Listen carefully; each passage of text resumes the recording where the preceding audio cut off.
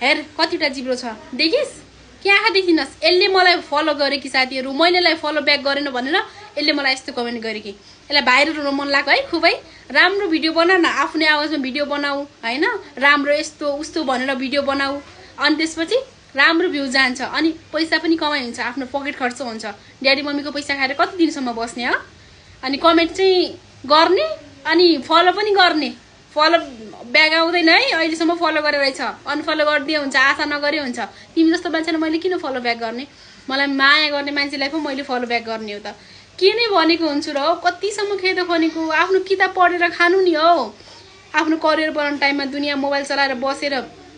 अर्काकोमा comment गर्दै ठिकै छ अनि भोलिको त्यही त होला नि अन्धकार भविष्य बोकेर हिँड्ने होला कस्तो रिस उठ्ने कि मलाई नि फलो गरेछ मलाई नि गाली गरिरहेछन् कि यति धेरै मान्छेहरू छन् अनि तिनीहरूलाई मैले फलो ब्याक गर्नु त ओहो है